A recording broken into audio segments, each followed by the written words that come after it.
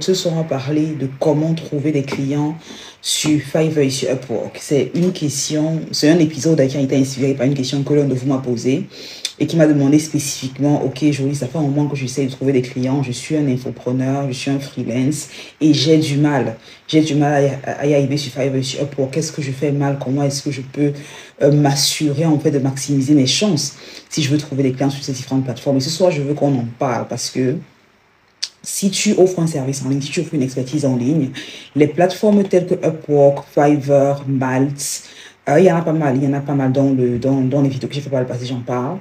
Chacune de ces plateformes-là t'offre des possibilités, une possibilité assez importante de trouver des clients assez rapidement. Maintenant, la question véritable, c'est comment est-ce que tu te positionnes? Comment te positionner si tu veux attirer des clients? Une pensée limitante que beaucoup d'infopreneurs ont, c'est de se dire, il n'y a pas de clients. C'est de se dire, le marché est trop saturé, ou c'est de penser que leur expertise n'a pas de valeur. C'est une grosse pensée limitante qui fait que beaucoup de personnes, soit ne parlent pas de ce qu'elles ont à offrir, ou alors préfèrent se cacher, préfèrent vivre dans l'ombre.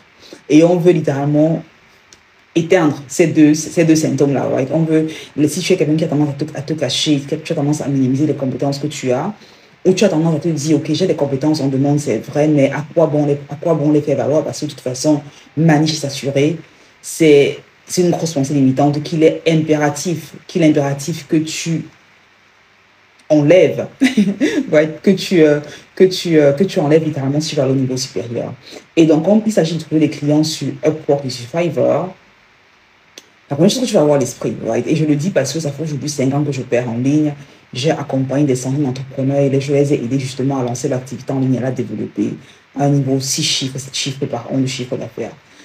Et trouver des clients sur les plateformes telles que Upwork et Fiverr, c'est un véhicule que tu peux utiliser qui est assez puissant pour te créer une gestion de cash assez rapide. Donc, si tu veux avoir du cash que tu génères assez rapidement, ce sont les plateformes que tu peux utiliser pour y arriver. Maintenant, la première chose que tu vas avoir à l'esprit, c'est commencer par te demander quelle est l'expertise que je vais offrir. Quel est le problème que je vais résoudre? Parce que sur cette plateforme, tu auras différentes personnes qui auront une expertise que toi, qui auront le même service que toi. Comment est-ce que tu te différencies de ces personnes-là? Et tu vas te différencier très souvent en mettant en avant ton expertise, en mettant en avant les résultats que tu as acquis. Donc, penser ici à incorporer un portefeuille. C'est super important. Donc, le dit tout simplement que je suis, ça peut être que tu sois monteur vidéo, que tu sois un ingénieur informatique, que tu sois un social media manager ou un copywriter, ça importe peu. Quel est ton portefeuille? Afin que le client potentiel que tu trouves sur la plateforme peut déjà, avant de t'avoir contacté, voir ce que tu es capable de créer. Et très souvent, on se dit, OK, il y en a qui commencent par exemple de zéro, qui disent que je n'ai pas encore eu de clients, comment est-ce que je peux avoir un portefeuille? Et dans l'Académie des élites, une chose que j'accompagne et que j'apprends au monde de l'Académie, c'est de créer un portefeuille virtuel en fait. Ça veut dire si on va dans l'Académie spécifiquement, il y a des études de cas qu'on fait pendant la formation, qui fait qu'à la fin de la formation, les membres ont un portefeuille qu'ils ont créé parce que durant la formation, justement, il y a différentes études, il y a différents tests. Voilà, il y a différents projets sur lesquels ils ont travaillé qui a permis qu'ils construisent le portefeuille. Donc, avoir un portefeuille, c'est littéralement l'un des éléments les plus importants qui fera non seulement en sorte que ton client potentiel te fasse confiance assez rapidement, il pourra voir ce que tu as pu accomplir par le passé. Mais au-delà de ça, ça permettra également qu'il sache que tu es quelqu'un qui mérite d'avoir un prix que tu factures.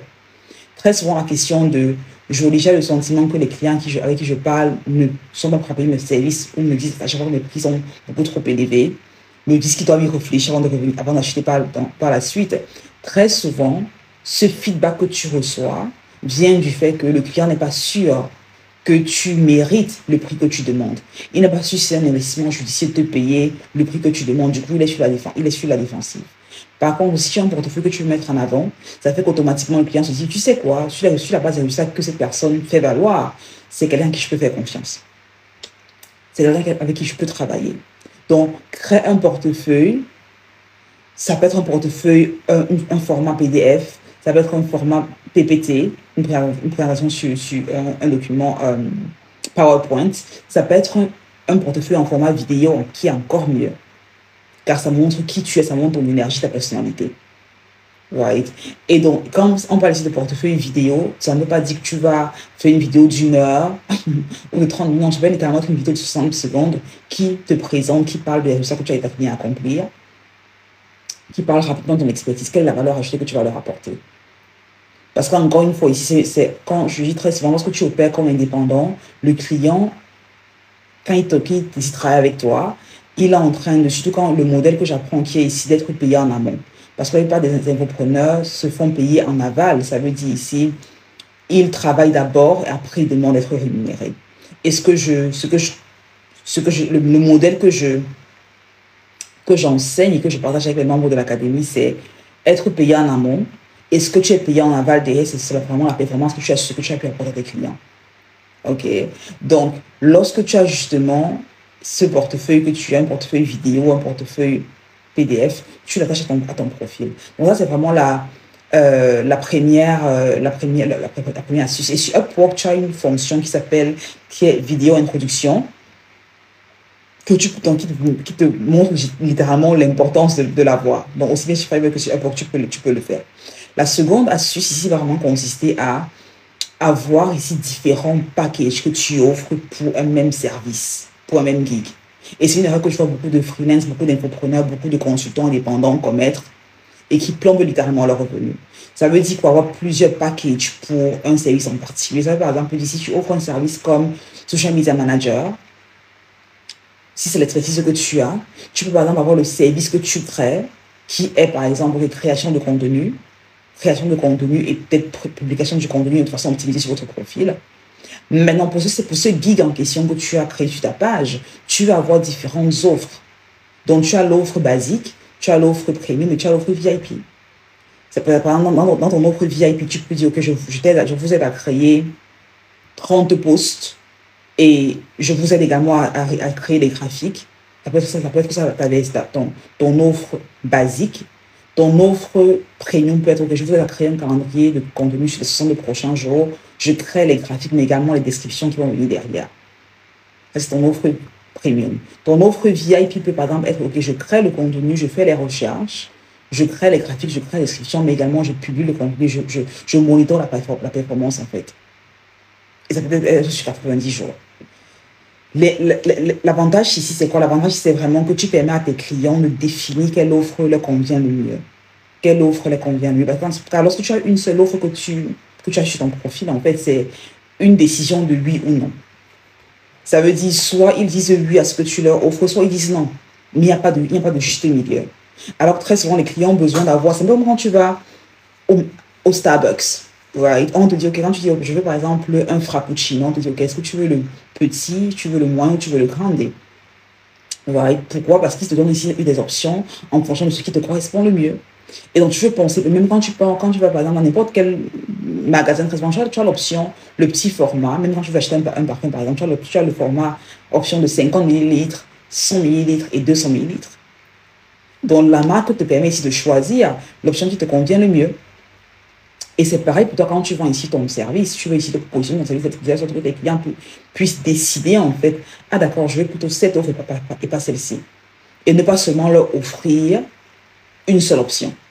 Un second avantage, lorsque tu as justement différentes offres comme celle-ci, ça permet non seulement d'avoir des clients que tu convertis plus facilement, mais surtout tu as également la capacité de facturer plus. Pourquoi? Parce que quand tu as par exemple et c'est ce que je vois très souvent quand j'accompagne les entrepreneurs, quand je les aide à optimiser leur profil, quand tu as une seule option pour ton gig, ce qui se passe, c'est que non seulement le client va dire oui ou non, OK, mais aussi, ça ne donne pas la possibilité à ton client d'avoir un prix qui est beaucoup plus important. Par exemple, tu as uniquement une option qui est, par exemple, OK, je t'aide à créer de contenu pour les 30 prochains jours à 2000 € ou à 1500 €. Right? Il y a des clients ils comparent ça à la personne qui a l'option basique à 1500 €, l'option premium à 2500 € et l'option VIP à 4000 €. Je te garantis qu'il y a des clients, et ça, ce sont les données que j'ai après près de une centaine de personnes que j'accompagne aujourd'hui. Il y a des clients qui vont choisir l'option VIP, il y en a qui vont choisir l'option premium, il y en a qui vont choisir l'option basique. Donc, tu permets ici de convertir plus de personnes et de ne pas te limiter à un seul type de client. Right? Parce que très souvent, on offre, et c'est très souvent un blocage que tu veux éliminer. Très souvent, que tu es un infopreneur, on a tendance à offrir des services sur la base de ce qu'on est prêt à acheter. On se dit, OK, moi, pour un service comme celui-ci, je peux dépenser maximum tel montant. Ça veut dire que je vais facturer maximum tel montant, mais tu n'es pas ton client, en fait. Et il y a ton client est prêt à dépenser plus si tu lui offres derrière une solution qui est assez attrayante, qui est assez pertinente, qui résout un problème pressant et urgent qu'il a. Donc, c'est vraiment la deuxième astuce qui sera ici de penser à ton gig avec différentes échelles. Ça permettrait ici non seulement de convertir des clients à un niveau beaucoup plus important. La troisième astuce va vraiment consister ici à optimiser ton profil de façon stratégique. Encore une fois, grosse erreur que je vois beaucoup ne pas faire. Ça veut dire, ils vont juste aller sur Fiverr pour créer un profil et prier que tout se passe pour le mieux. Non. Il y a une science, il y a une stratégie que tu vas avoir à l'esprit si tu veux que ton profil soit visible, si tu veux que ton profil soit ranké dans le top des résultats lorsque tu es sur une plateforme. Et il y a des mots-clés que tu vas utiliser, il y a des différents mots-clés que tu vas utiliser qui vont assurer ici que ton profil est ranké. Ce n'est pas le fruit du hasard. Et l'une des façons les plus... Et dans l'académie, encore une fois, évidemment, tout un module dans lequel on va en profondeur sur ces différentes stratégies. Mais une façon rapide que tu veux faire, que tu veux utiliser pour déterminer quels sont les mots-clés que tu peux utiliser pour ton profil, pour qu'il soit ranké. Et quand je dis ranké, ça veut dire quoi? Ça veut dire c'est quand quelqu'un va sur Fiverr ou sur Upwork et tape par exemple dans la barre de recherche copywriter, tape dans la barre de recherche assistant virtuel. Comment faire en sorte que ton profil apparaît rapidement dans les résultats de recherche? Right? Donc, ça va jouer aussi en fonction des mots-clés que tu utilises. Donc, ce que tu veux que tu fasses, c'est aller, quand tu es sur la plateforme, tu veux aller utiliser la plateforme comme étant un client. Donc, tu veux te mettre dans la peau d'un acheteur, d'un entrepreneur qui va trouver des clients et taper le mot-clé qui est en accord avec ton expertise, en fait. Une fois que c'est le cas, tu veux regarder ici quels sont les profils qui apparaissent. Les profils qui apparaissent dans le top des recherches, qui apparaissent avec le plus grand nombre de revues, qui apparaissent sur Upwork. Tu as également la capacité de voir combien une personne a gagné, quel est le revenu qu'ils ont généré depuis qu'ils sont sur la plateforme. Donc, ce sont les trois catégories de profils que tu veux vraiment regarder. Ce sont les top, les plus hauts rankés, ceux qui ont les meilleures revues et ceux qui ont gagné le plus. Right? Et une fois que tu as identifié ces différents profils, tu veux regarder qu'est-ce qu'ils ont en commun. Quels sont les mots qu'ils utilisent, comment est-ce qu'ils formatent leur titre, comment est-ce qu'ils formatent leur description, quel type de photos est-ce qu'ils utilisent. Right? Et la beauté aujourd'hui, c'est que tu peux totalement utiliser ChatGPT pour t'aider à regarder, à voir quelles sont les similitudes, les similarités entre les différents profils qui sont les mieux rankés sur la plateforme. Et sur la base de ces différents données, tu peux dire, OK, voilà, tu peux voir également quels sont les manquements que tu as sur ton profil là, et ajuster le tir. Et rien qu'en faisant ça, tu augmentes drastiquement parce qu'il faut te rappeler que l'algorithme, en fait, que ce soit sur Facebook, que ce soit sur Upwork, c'est un algorithme d'IA, c'est un moteur de recherche. Et donc, tu peux avoir des compétences incroyables qui sont, comme je le dis toujours, tu peux avoir des compétences que tu peux être l'assistant virtuel, le copywriter, le social media manager le plus outillé qui soit au monde. Mais si personne ne sait que tu existes, tu ne feras aucune vente. Et donc, avoir la capacité d'être visible, c'est l'une des choses les plus importantes sur lesquelles je veux que tu sois littéralement obsédé, car ça peut littéralement faire ou briser ton business. Right? Donc, avoir cette recherche que tu fais en amont permettra justement que tu comprennes comment je vais optimiser mon profil avec les mots tendances, avec la structure correcte, avec parce qu'il y a également ce que je vois beaucoup de personnes omettre, c'est qu'ils créent leur profil, qu'ils créent leur gig, ils ne mettent aucune image, aucune vidéo, rien du tout en fait. Et donc forcément, leur profil ne rank absolument pas. Et quand tu fais cette recherche en amont et que tu regardes exactement quelles sont les caractéristiques, les meilleurs profils ou les freelance consultants qui ont gagné le plus partagent, ça permet que tu saches exactement comment améliorer le tien également. Right. La quatrième astuce. La quatrième astuce que j'ai pour toi sera vraiment ici d'avoir une automation que tu mets en place afin de répondre automatiquement. Ça veut dire qu'un client potentiel te contacte sur la plateforme, la rapidité à laquelle tu réponds a un impact sur le ranking que tu as sur Upwork ou Fiverr. Donc, si par exemple un client te contacte à midi et que pour te poser une question par rapport à ton service que tu as offert, que tu le vois par exemple à 22h, tu es moins ranké que la personne qui va répondre à 14h. Donc, et forcément, tu ne peux pas passer ta journée sur ton téléphone ou à essayer d'avoir une notification des clients potentiels. Donc, tu vas avoir aussi des réponses automatiques que tu mets en place afin que lorsqu'un client te contacte, tu puisses répondre de façon ultra rapide grâce à l'automatisation que tu as mis sur pied. Et tu peux littéralement le faire ici sur Upwork et sur Fiverr. Car si tu réponds dans les 2 premières heures, tu as plus de chances.